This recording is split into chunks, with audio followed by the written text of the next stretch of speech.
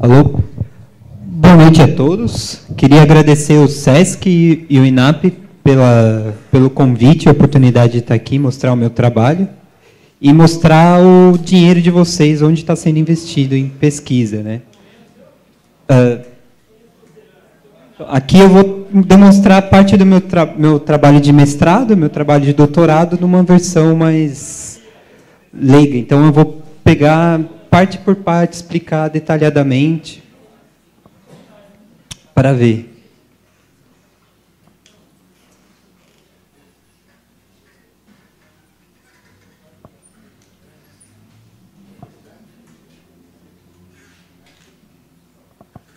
Está vendo porque eu não uso o Windows? Não, é que tem bastante vídeo.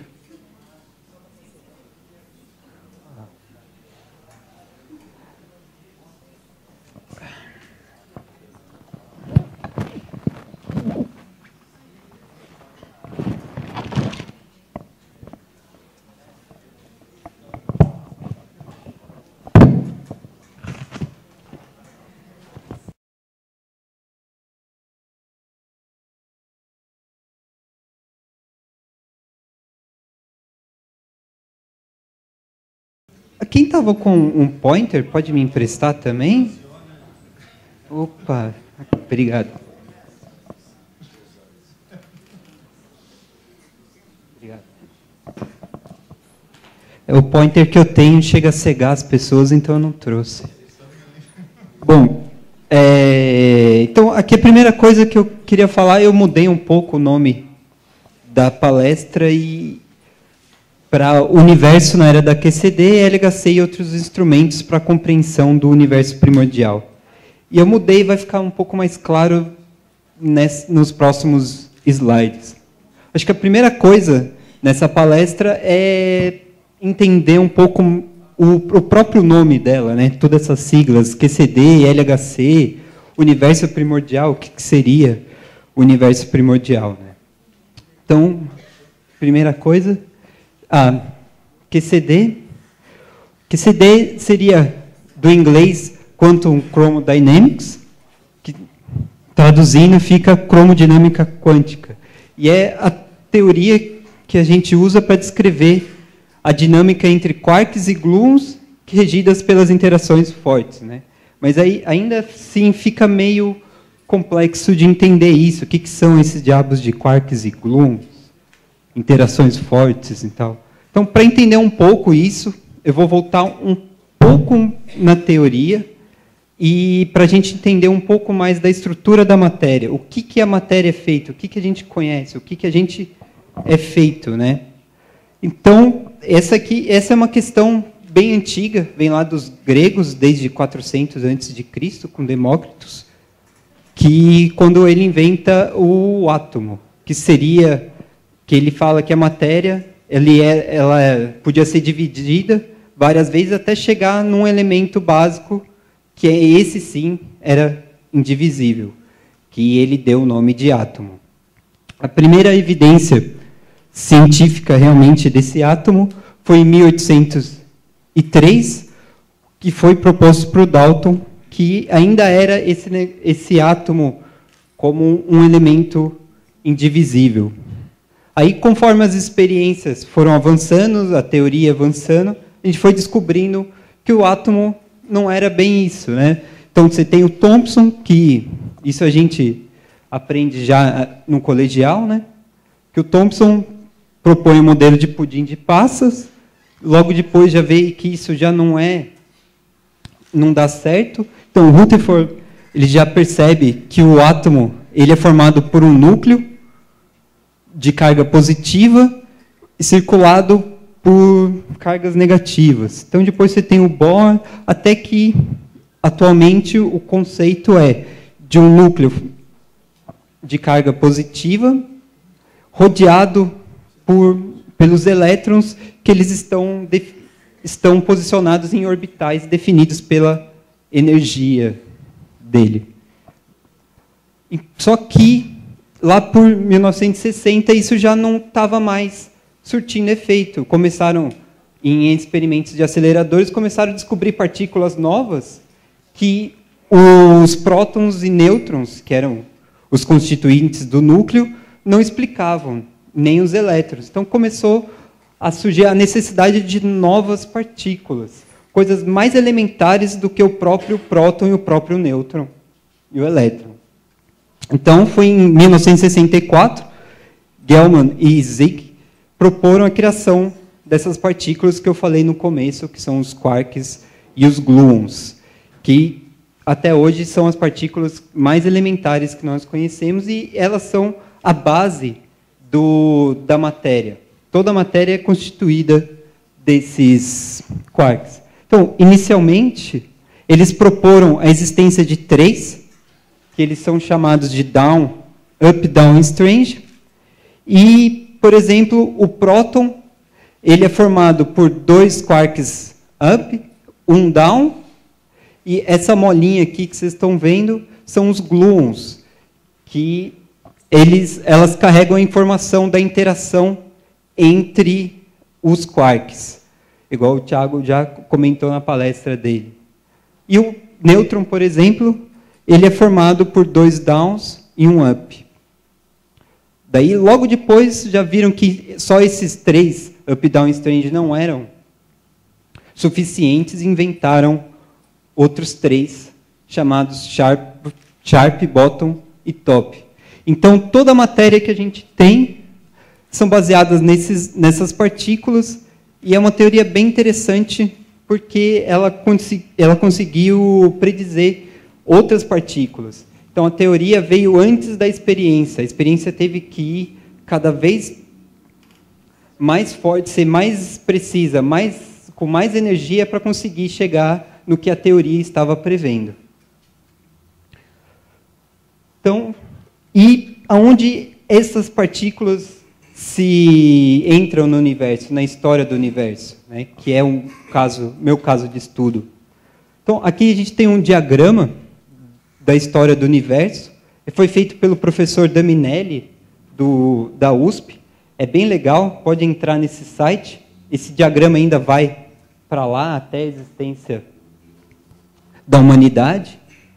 Ele divide em 5 tópicos, então, e ele explica de forma bem didática, é bem interessante.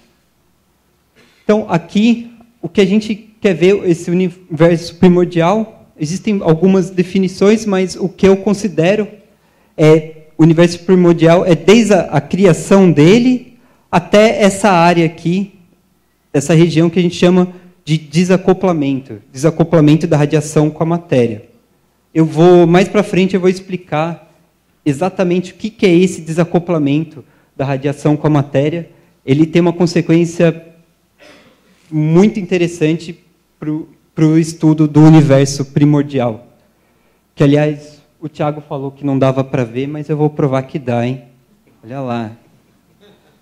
Então, os quarks, eles entram nesse universo primordial. Aqui um esquema um pouco mais detalhado, né, do universo. Então, você tem a criação, você tem uma região de inflação, aqui já a criação dos primeiros quarks, e logo conforme o universo vai se expandindo e se esfriando, o que acontece é que esses quarks acabam se confinando e transformando em prótons e núcleos que a gente conhece. E eu estudo exatamente essa faixazinha aqui, que é essa transição dos quarks para os prótons e os nêutrons, que ocorreu mais ou menos a menos 5 segundos depois da criação. Ou seja, 1 sobre 100 mil segundos, né? 1 sobre 100 mil segundos após a criação. E durou 1 microsegundo somente. Pode parecer que é um evento muito rápido, mas depois, com o passar da palestra, vocês vão ver que, na verdade, demorou muito tempo. Então, tá. Então, a gente sabe o que são os quarks, mais ou menos, né? A gente sabe o universo primordial. Então, vamos começar a ver como é que a gente faz para estudar essa regiãozinha aqui que eu estou falando para vocês. Então, o primeiro grande instrumento que a gente vai falar aqui é o mais conhecido de todos, provavelmente, que é o LHC, o Large Hadron Collider, que fica na divisa entre a Suíça e a França, né? Aqui para cá é a Suíça, e aqui você tem a França. É talvez o maior instrumento já construído pelo homem. Ele tem um diâmetro aí de quase 9 quilômetros, o que dá 27 quilômetros de perímetro aqui. E o que ele faz? Ele produz íons de produz prótons, feixes de prótons, e acelera a velocidades bem próximas à da luz, para esses feixes se colidirem. Então, aqui a gente tem um esquema... devia rodar... Não. É por isso que eu queria usar meu computador. Só um momento, posso trocar o meu computador?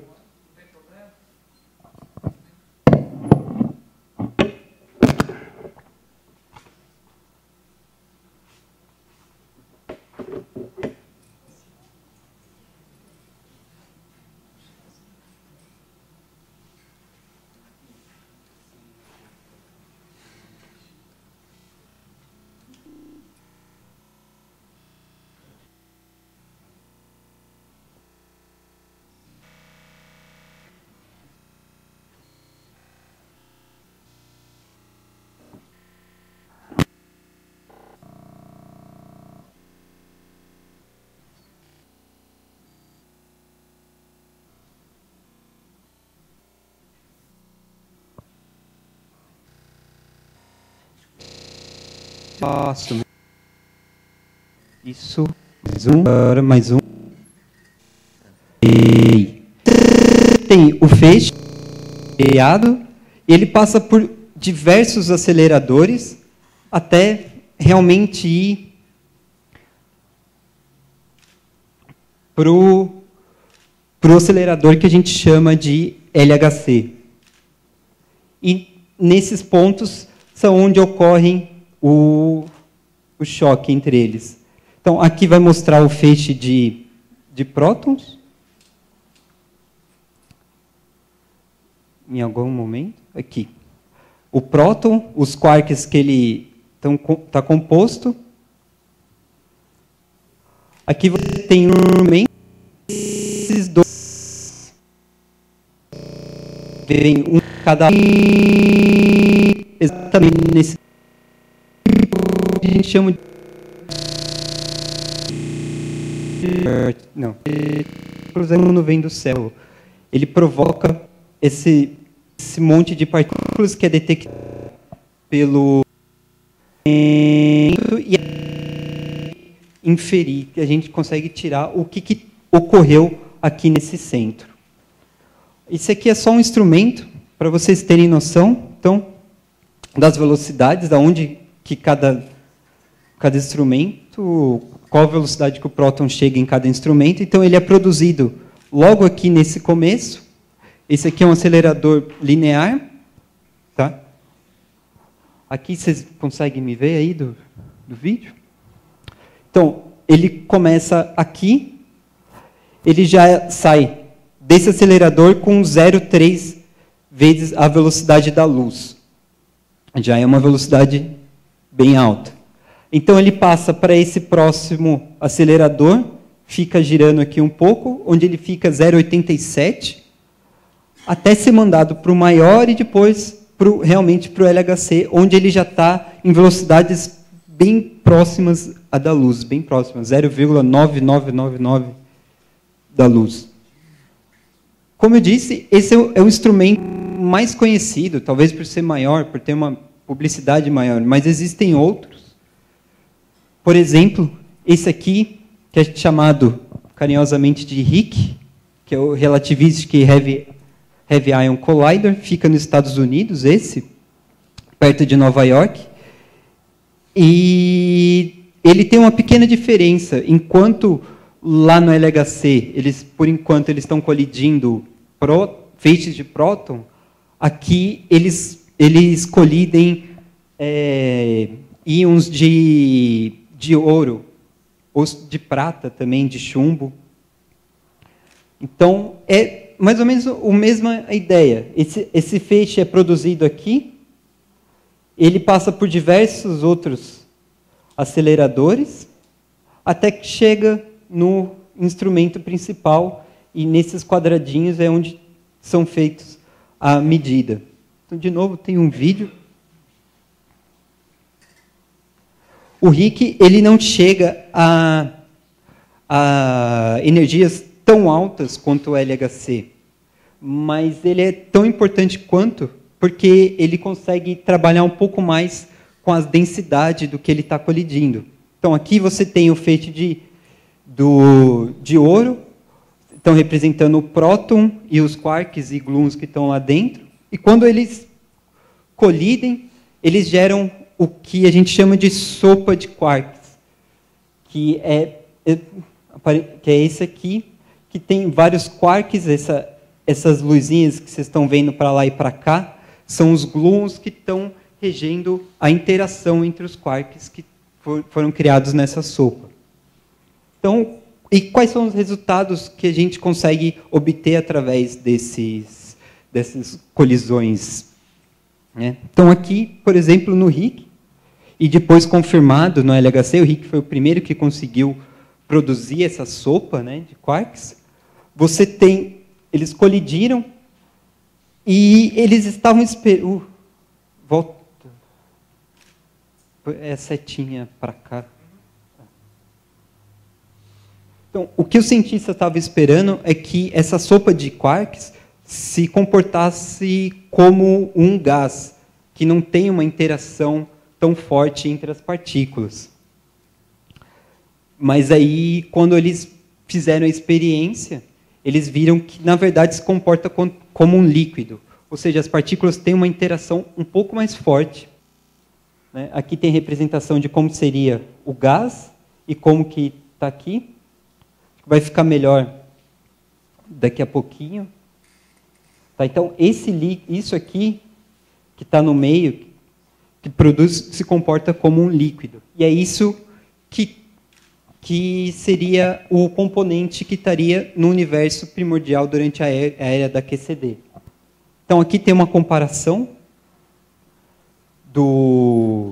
de como que seria o líquido e como que seria o gás. E mais do que um líquido, eles chegaram à conclusão que se comporta como um líquido perfeito. E o que significa isso? Um líquido perfeito seria aquele que não possui viscosidade. Então, essa sopa de quarks se comporta muito mais como a água, por exemplo, do que como o mel ou o óleo. Se você joga mel numa superfície lisa, o que vai acontecer? Esse mel ele vai ficar grudado e vai descer bem devagarzinho. Né? Agora, você joga uma água, por exemplo, ela já escorre de uma vez. Então, ele é um líquido não viscoso. E também tem a condutividade térmica muito baixa, ou seja, ele não conduz a temperatura muito bem. Então, isso muda completamente na hora que a gente vai simular, na hora que a gente vai entender um pouco mais sobre o universo. Só que tem um pequeno porém. Esses experimentos eles são similares ao que ocorre no começo do universo. Eles são chamados convenientemente de Little Bangs, né? Em uma comparação com os Big Bang, eles são chamados de Little Bangs. E eles ocorrem numa fração de segundo muito menor do que o universo. Lembra que eu falei que no universo a era demorou 1 microsegundo, que seria 10 a menos 6 segundos. Aqui, nesses experimentos, eles demoram 10 a menos 23 segundos. Então, é uma faixa de energia muito diferente, né? Um tempo muito diferente. Então, é questionável, você pode questionar um pouco sobre se realmente no universo o fluido teve esse comportamento, né? Porque é uma faixa de tempo muito diferente. E tem uma outra questão também, que é demonstrado nesse diagrama. Esse diagrama a gente chama de diagrama de fases. Nesse diagrama a gente consegue dividir, dependendo da densidade do sistema e da temperatura, a gente consegue saber se ele está num quark, num plasma de quarks, ou se ele está na forma de hadrons. Então, por exemplo, numa estrela de nêutrons, que é o que meu orientador trabalha, no caso, você tem uma densidade muito alta e uma temperatura baixa. Então, nesse diagrama, ela está localizada aqui, que seria a composição de quarks. Isso no núcleo da estrela de nêutrons, né? Então, você tem, no núcleo atômico, por exemplo, você tem uma densidade média, uma temperatura baixa, então você tem a formação de hadrons. O universo está nessa faixa aqui, nessa faixa verdinha, e como você pode ver, ela fica fora dos padrões da onde está trabalhando o RHC e o LHC. O LHC é o que chega um pouco mais perto, mas mesmo assim ele não engloba toda a faixa que é suposto o universo estar presente aqui. Então também tem essa questão. Se o RHC e o LHC trabalham numa faixa de densidade diferente do que era o universo, eles podem estar descrevendo uma situação diferente do que realmente aconteceu no universo. Mas, por hora, é o que a gente tem, enquanto esses experimentos não se aperfeiçoarem mais para chegar mais próximo a descrever, são os dados que a gente tem e, aparentemente, são bastante confiáveis, representam bastante o que pode ter ocorrido no início do universo. Então, agora, logo de cara, então, já deu para notar que esse diagrama de fases é extremamente importante para quem trabalha com esses sistemas, onde você tem quarks e você pode ter hadrons. Só que como que a gente consegue construir um diagrama de fases? Como que a gente obtém esse diagrama de fases, sendo que as nossas experiências trabalham somente nessa região aqui? Né? Então, o que fica? Como é que eu descrevo? Como que eu sei que aqui é um plasma de quarks e embaixo dessa linha aqui é hadron? Como é que eu obtenho esse diagrama? E aí é onde vem uma outra ferramenta que a gente utiliza, que é chamada QCD na rede. Isso são simulações computacionais que utilizam métodos extremamente modernos e poderosos, chamados de interação de Monte Carlo, e utilizam os maiores computadores do mundo. No caso, os resultados que eu utilizo foram obtidos nesse computador, que fica na Alemanha, o Duke Queen, que é o 7º maior computador do mundo. Ele possui 458.752 núcleos. Para vocês terem uma ideia, esse meu computadorzinho aqui, ele é um i5, ele tem 2 núcleos, um com 2 processadores, outro com 3 processadores. Então, aqui você tem uma capacidade de computação muito forte, fortíssima, né? O método que eles utilizam não é simples, não é fácil de descrever, então eu não vou entrar em detalhes. Mas tem água. Pode. O que eles obtêm é justamente esse diagrama de fase, né, como eu falei. Isso aqui são dados realmente obtidos por essas simulações numéricas. Tanto que isso aqui são barras de erros que eles têm. Então, são erros grandes até. Nessa linha sólida aqui, você tem uma transição, que a gente fala uma transição forte. Quando você tem aqui um plasma, você tem um plasma que é resfriado e ele passa por essa fase para se transformar em hadrons, essa transformação ocorre de uma forma extremamente forte, com explosões e com ondas de choque. Imagina o seguinte, você pegar a gasolina e você joga uma faísca nela. O que ocorre? Ela explode. E nisso dá uma onda de choque e tudo mais. Só que os cientistas chegaram à conclusão que o não-universo, que seria mais ou menos nessa região aqui, e com essas temperaturas, a transição ocorre de uma forma muito suave, que seria mais ou menos você pegar a gasolina e coloca o fogo. O que acontece? Ela queima, ela vai queimando sem explosões, sem nada. Isso para a gente até que é meio frustrante, porque se o universo, se nessa época da QCD ele se transformasse de uma forma com explosões e tudo mais, daria muito mais coisas para a gente trabalhar, teria resquícios muito mais fortes do que se ocorresse dessa forma suave. Mas tudo bem, a gente sempre acaba dando jeito, né? O cientista é isso, você responde uma questão para criar outras várias, né? Então, aí agora a gente já sabe, a gente consegue simular. A gente tem experimentos em aceleradores que simulam efeitos bem próximos da criação da era da QCD no universo. A gente tem supercomputadores que nos dão a fase de como estava esse plasma do universo. Então, vamos lá e vamos, né, apontar o telescópio e vamos procurar alguma coisa no universo que nos dê. Né?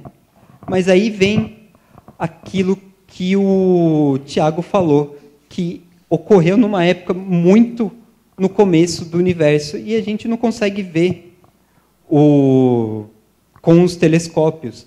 Ocorreu como eu falei no começo da palestra, anteriormente a esse desacoplamento da radiação com a matéria. E o que significa isso? Né, uma outra palavra bonita que, quando vai na nossa cabeça, não significa, não junta. Né? E eu vou explicar agora para vocês, para ver. Está vendo que nesse esquema aqui, todas as fases, existem essas cobrinhas aqui, essas molinhas. Isso aqui são os fótons. Como o Tiago falou, o fóton é uma quantidade de radiação pequena, essa radiação visível que a gente tem, ou micro-ondas, outras radiações, a radiação eletromagnética, tem uma quantidade, e ela está espalhada por todo o universo. Só que nessa época, o universo ele tinha uma carga, ele tinha cargas positivas e negativas espalhadas. Então, o que acontece? O fóton ele está andando aqui, por exemplo, esse aqui, ele acaba sendo absorvido por a partícula positiva. Aí dá um tempinho, essa partícula positiva está com uma energia maior do que ela suporta, ela emite o fóton novamente. Só que logo depois já aparece uma outra partícula positiva que absorve de novo esse fóton. Mesma coisa acontece aqui, por exemplo. Você tem um fóton andando, ele colide com essa partícula de carga negativa, que absorve esse fóton, aí ela emite um outro fóton, que é absorvido com a outra carga, por uma outra carga negativa. Então, o que acontece? Isso a gente fala que a radiação eletromagnética ela estava acoplada com a matéria. Ela não consegue andar muito tempo, grandes distâncias, porque logo ela é absorvida, ela está junto com a matéria. Conforme o universo foi esfriando, essas cargas negativas e positivas elas começam a se juntar, formando o hidrogênio, transformando o plasma num plasma um pouco mais neutro. Então, aí o que ocorre? Os fótons existentes eles conseguem atravessar. Bom, é o fim.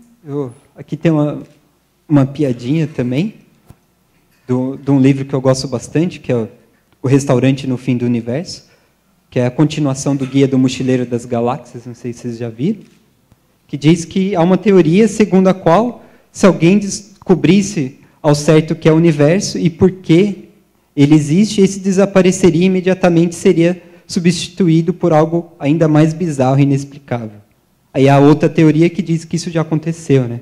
A gente está tentando explicar alguma coisa mais ou menos aqui. É bem interessante, esse livro é bem só de piadinha. Bom, na verdade, isso seria o fim que me pediram para eu dar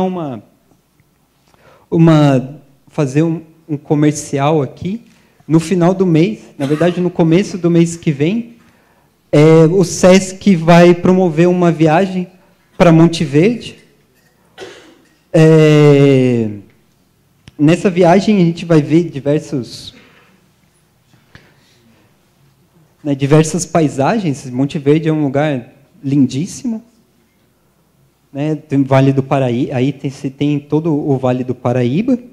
E como é um lugar alto, aí sou eu, com um pouco mais de cabelo e de barba. E como é um lugar alto, e espero que não esteja chovendo como hoje, nublado como hoje, a gente pode aproveitar para fazer uma observação, né? Como todo mundo aqui provavelmente gosta de observar as estrelas. Então, a ideia minha lá é a gente se juntar no hotel. Eu vou apresentar para vocês coisas iguais a essa, que é uma carta celeste. Então, nessa carta celeste, o que a gente tem?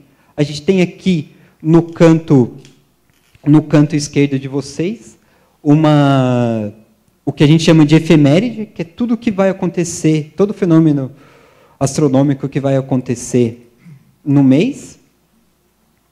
Aqui você tem as estrelas que estão. E aqui nessa carta aqui, no redondinho, você tem todas as estrelas que estão no céu durante o período que a gente vai observar. Isso aqui vocês podem baixar nesse site Sky Maps. Todo mês eles lançam uma nova versão. Tem para o hemisfério sul, para o hemisfério norte e para o Equador. É bem interessante. E lá eu vou levar o telescópio, meu telescópio que eu fiz. Essas lentes, ele é um telescópio refletor. Eu não fiz os espelhos eu comprei e construí a base dele. O tubo é um tubo de PVC. Então, um telescópio que no profissional custaria aí uns R$2.000, 2.000 e pouco, eu devo ter gasto no máximo 2.000... Não, desculpa. Eu gastei no máximo R$800, R$900. E com uma qualidade realmente muito boa. Né? Para vocês verem, eu já testei. Aqui você tem o cão menor e o cão maior. Né? Então tá, bom, era isso que eu tinha para mostrar para vocês hoje. Obrigado.